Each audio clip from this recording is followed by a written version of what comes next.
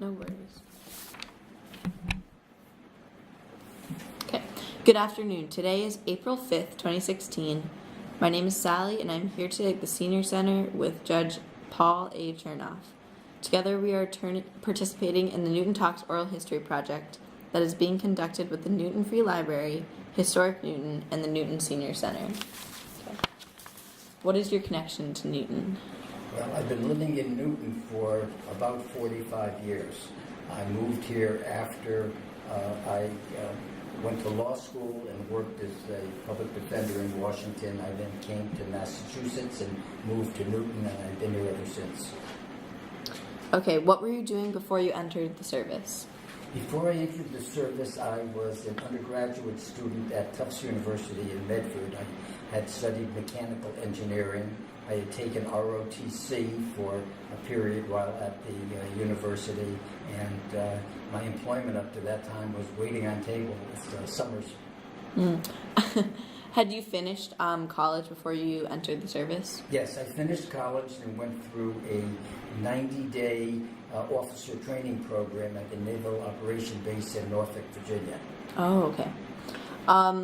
How did you join, and why did you choose that specific branch?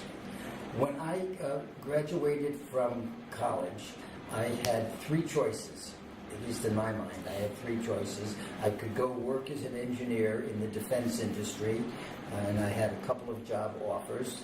I could go into the Peace Corps, which was just starting and was very exciting to me, or I could go into the service and have an opportunity to travel to many, many places over a period of time.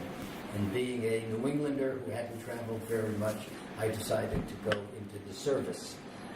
I decided to go into a service where I could use my engineering. And at that time, there were 7 services. Some of them were interconnected.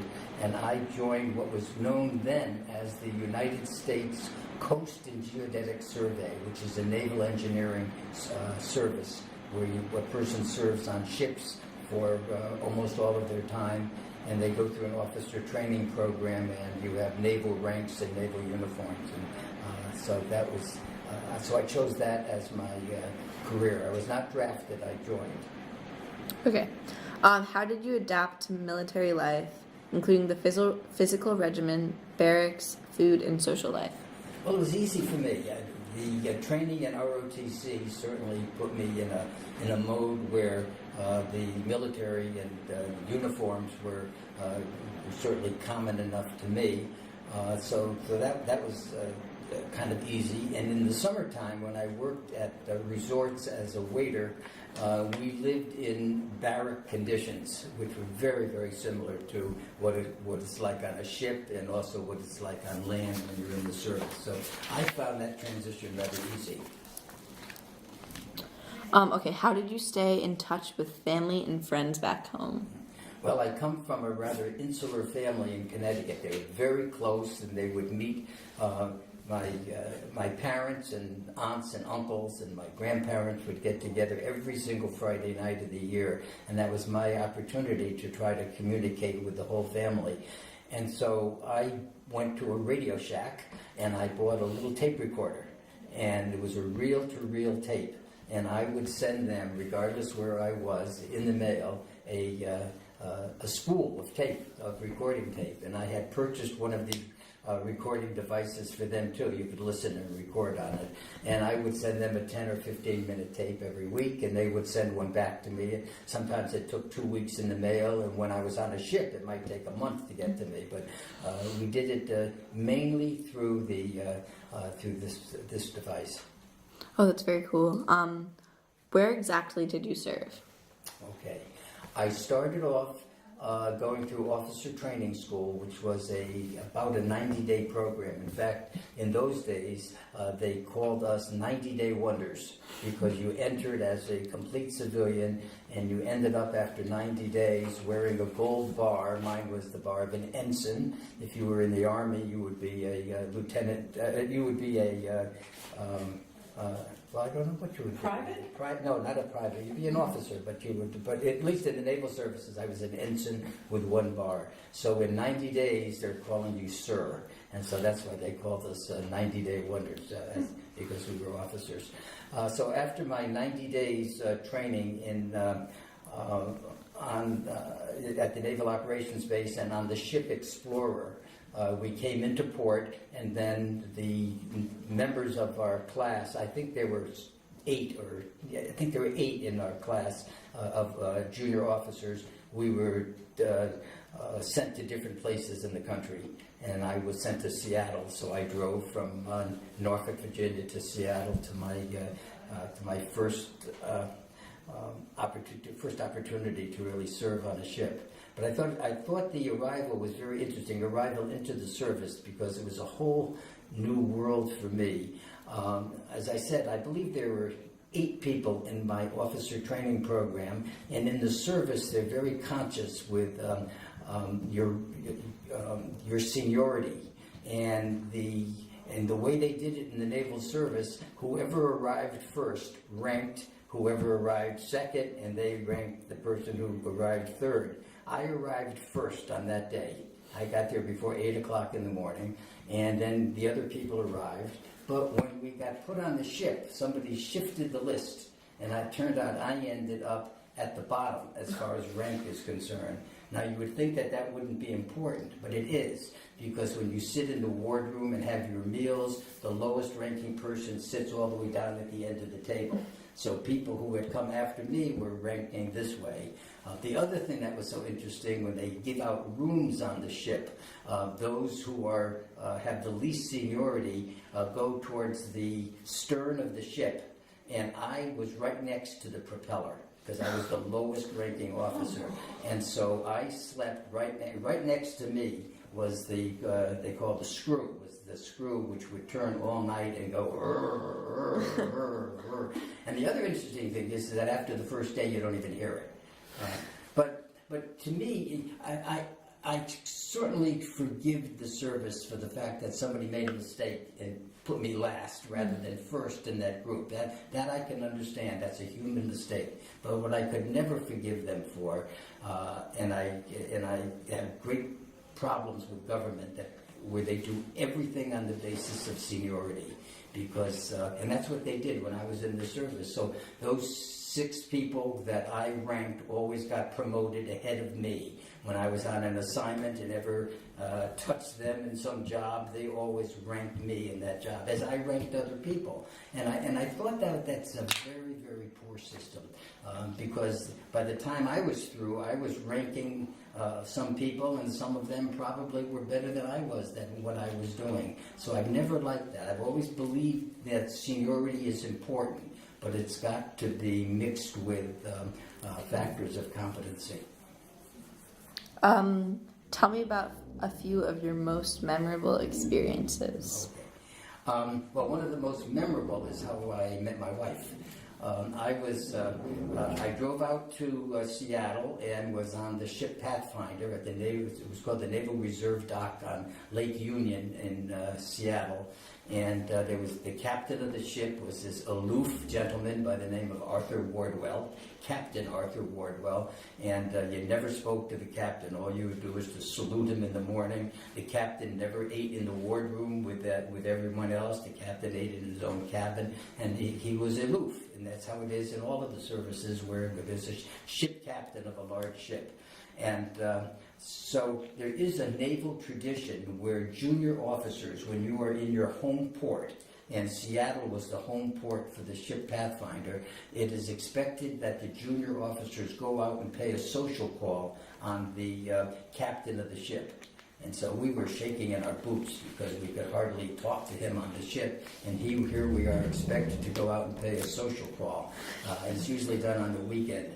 And what you do is you go out to the person's house and you pray that they're not home. You ring the bell, and if there's no one there, you leave your card, and that constitutes your visit. So I went out, there was safety in numbers, I went out with at least half a dozen junior officers on this large ship. We went out on a Sunday afternoon. We were certain that the captain and his family must have been at some shopping mall, and that we would escape. And we got out there, we're wearing our uniforms, bang on the door, ring the bell, no answer. We're smiling to one another, we're taking out our cards, and just as we put them in the mailbox, the door opens.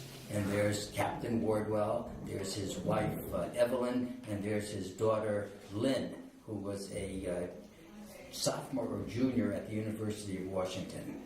Well, the ship that summer went to Hawaii. In fact, spent a year in Hawaii, and we were in and out of Pearl Harbor.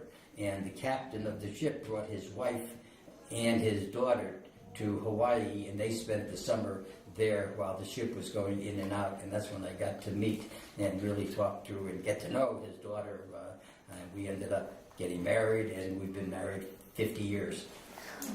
So that was a memorable event, the first occasion. The other event that's memorable, and I'm not, it's not a bad memory, but it's one that I sometimes can't get out of my mind. We were stationed in Hawaii, and we were sent to Christmas Island, which is about 1,000 miles south of Hawaii in the Pacific Ocean, because nearby to Christmas Island, the military was going to drop the final hydrogen bomb for testing. And we were sent out there in order to do a survey of the harbors so that other ships could come in and observe from a distance the dropping of the hydrogen bomb. And so we were out there for several weeks, and we worked in that area, and then we steamed back to Hawaii when our work was done. And I don't know how far away we were from the site of where the bomb was to be dropped. Probably a pretty respectable distance, because as we're steaming back towards Hawaii, late one afternoon, we look out to the south and we can see what appears to be a mushroom cloud, which must have been the last hydrogen bomb explosion by the United States. And we all got certificates, and I had this nice certificate. I put it on the wall. It had a mushroom cloud, and as the United States Navy appreciates the work of Lieutenant Junior Grade Paul Chernoff, because I had gone from Lieutenant to Lieutenant Junior Grade to Lieutenant, but I was a Lieutenant Junior Grade at the time. And it said, we congratulate you and thank you for your work on this important project. And I hung it up for a while, and I would look at it, and it got so distasteful to me, looking at a mushroom cloud and thinking what it all means, that one day I just destroyed it. And I'll tell you, quite frankly, I regret it. I have grandchildren. It's a piece of history. Not a great piece of history, but it's a piece of history, and I wish I had held on to it, but I didn't do it. So that's another memorable event. Mm-hmm. Do you recall any particularly humorous or unusual events? Yes. When I was in Hawaii at Pearl Harbor, somebody came on board, a high-ranking military officer, and said, we have a document, or at least a briefcase full of documents that have to be brought by courier service to an Air Force base, Tachikawa, outside of Tokyo. And we need a volunteer who's willing to go to Japan and take this. So I figured, why not? So I did. And they handcuffed a satchel to my wrist, and we flew to Wake Island, spent the night there. They gave me a pistol to wear, which I had no idea why anybody would want what's in this thing. But anyways, I went there, we spent the night. I remember standing outside the airplane, holding onto this thing through the night at Wake Island, and then we got back in the airplane, got to Japan. At Tachikawa, I turned over the documents to whomever was to receive those, and then I had 2 or 3 days in Tokyo, and I was staying at the Officers Club. And so I was exhausted, hadn't taken a shower for 2 days coming over from Pearl Harbor. And so I'm at the place where they billet officers at Tachikawa, and I go down to take a shower. And I'm in the shower room, and there are no shower curtains there. So I'm the only one there, and I'm taking a shower. And all of a sudden, in comes a number of female Japanese people who are coming in to clean the shower. And yeah, it was like I didn't exist. I mean, they walked by me, they scrubbed the floor. Here I am, a prude by New England standards. They're just absolutely petrified, and it was like I didn't exist. And I grabbed a towel, put it around myself, and essentially ran away. So, another incident I never really forgot. Do you recall the day your service ended? I do. I was, my last series of duties was to survey airfields, military and some civilian airfields across the country. And I had just finished doing I was married at the time, we'd been married just a couple of months, and I was in Cody, Wyoming, and that's when my time ended. I had an opportunity to extend, and I really was going to do it. I mean, I loved being in the service. It was something that was just so good for me, and I had an opportunity to go to flight school, which I tried to do early on, but I needed at least 3 years experience, and I had gotten notice that I could go to flight school.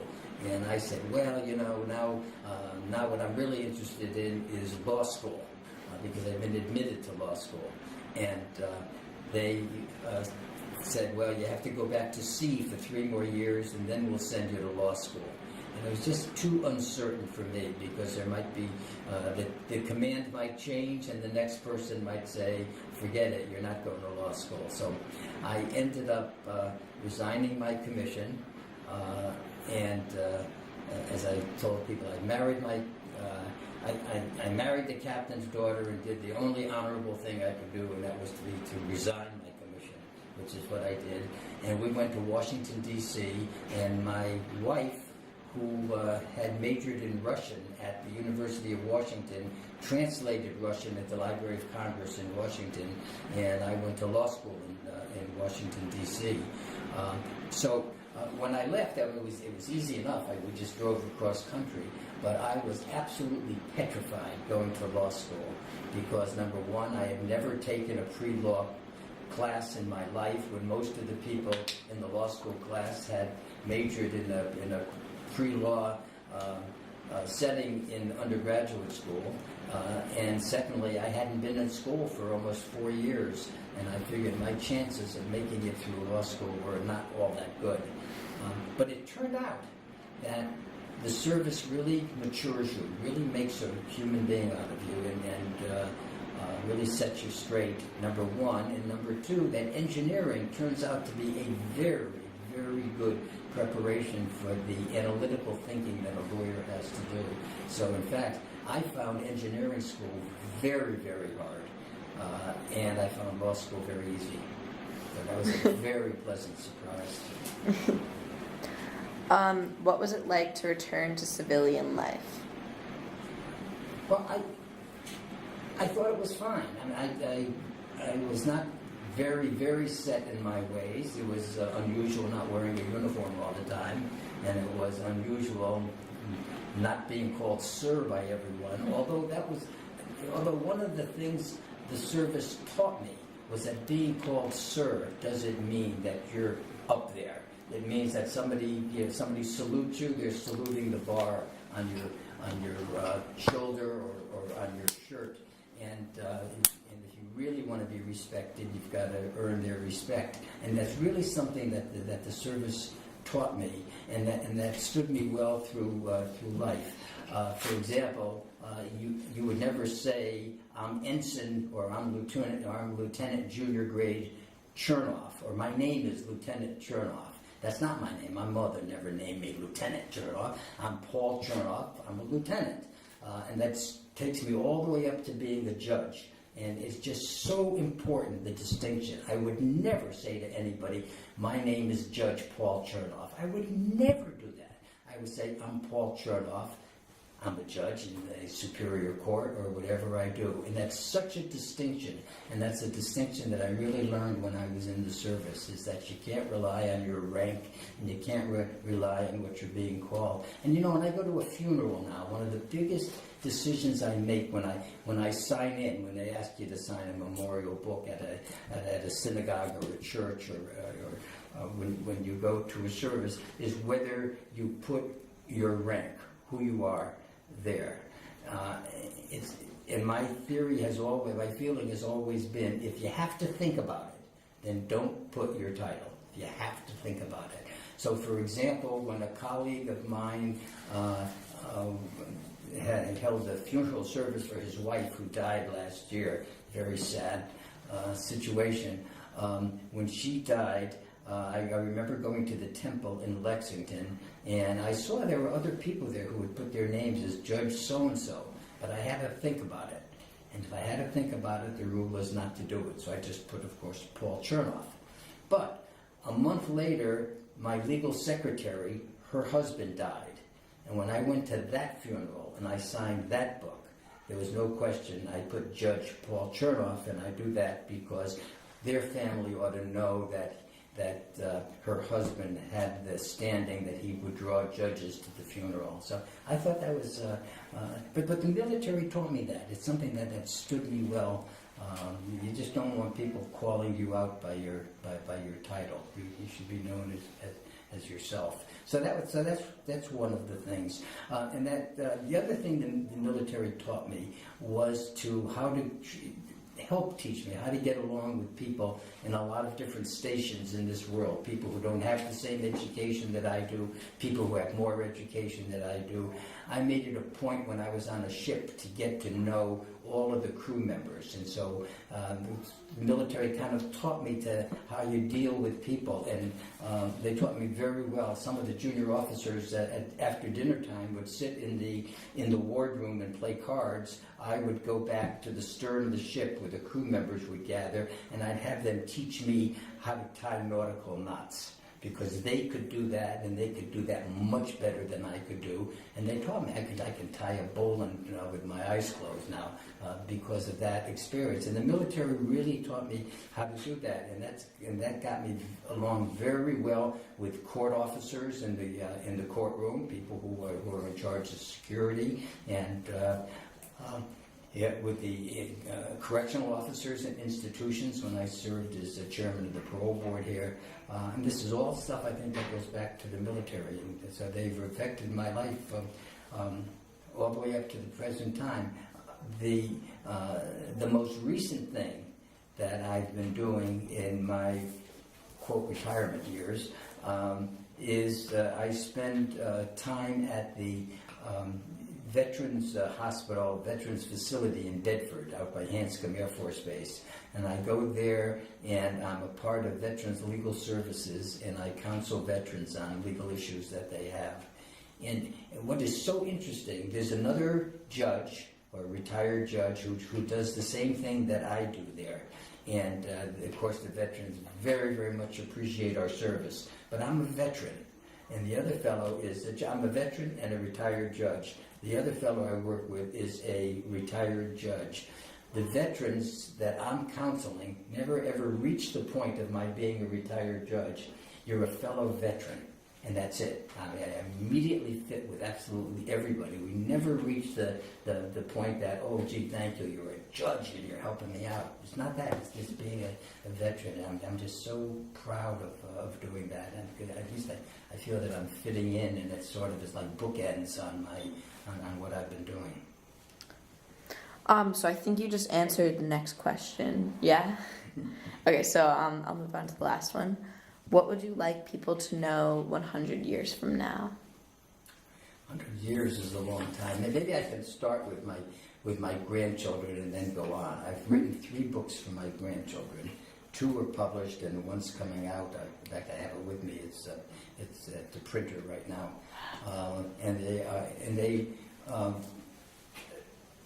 They kind of memorialize a lot of things that have happened in my life as a judge and when I was a public defender before I was a judge.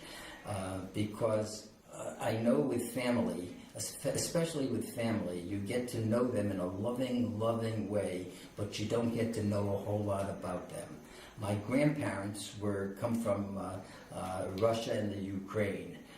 They lived next door. My mother's parents lived next door to us in New Haven, Connecticut, and my father's parents lived a couple of blocks away, which we thought was too far away, but it was about 5 blocks away. And I knew my grandparents my whole life, but I really didn't know them. My father's father was a milkman, delivered milk every day. My mother's father sold dry goods, and he used to, when he lived in New York City, sold dry goods from a push cart. And they must have had wonderful, wonderful stories to tell. I never heard one of them. They were loving grandparents, but I didn't know them. And after they died, I said, I'm not going to leave my grandchildren that way. I'm going to write some things. And so I started keeping a book 30 years ago. And anytime something like that happened that I thought that my grandchildren might want to know, especially after I'm gone, I put in the book. So I've written 3 books. Each one is a little bit different. I was just going to give, in fact, the first book was just in a loose leaf form until my wife compelled me to get it printed.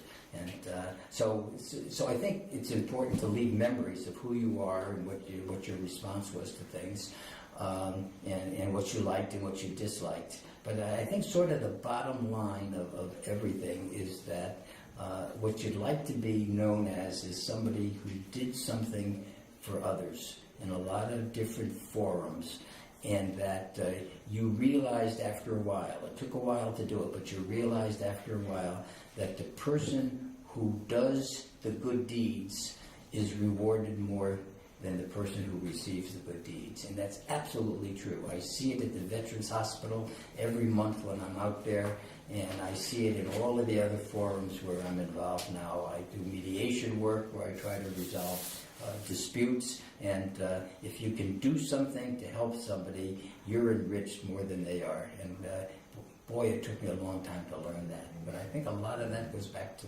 my service training. Okay, so it looks like we're just about done. Is there anything else you'd like to add before we finish? Well, I was very pleased to see that Newton has a program for veterans. I never knew it until a couple of years ago, and finally I got something in the mail from the mayor, and I'm very glad of that. You should know that I have been on a quest to get identification as a veteran. Here you serve as a veteran, and try to get something official from the government that says that you're a veteran is almost impossible.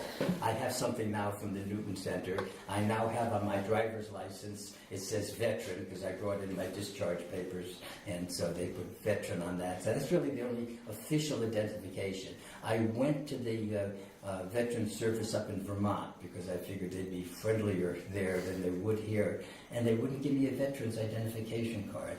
They said you make too much money to be eligible for any money from the Veterans Service, and number 2, you're in too good a health to need veterans assistance as far as somebody who needs medical services. And and cards are too expensive. They're made in Tennessee. And I said, well, I'll pay for one. I'll pay double. Whatever it costs, I'll pay. I just want a card. And the reason why I wanted the card wasn't so I could display it to everybody. My wife and I went to visit an old friend of mine who was in the Public Defender Service with me in Washington, D.C. I came up to Massachusetts. He went to Hawaii, where he's been teaching evidence at the University of Hawaii Law School for 30 years or so. And we went out and visited him and his wife on the Big Island of Hawaii a couple of years ago. And he took us to this military reservation where you could go and stay for almost nothing, and it was a wonderful environment right near the volcano, and it was a wonderful, wonderful thing. I get there, and they say to me, let me see your veteran's ID. I said, I don't have one. And they took my word for it. But I said to myself, how can that be that you serve your country and you can't even get a card?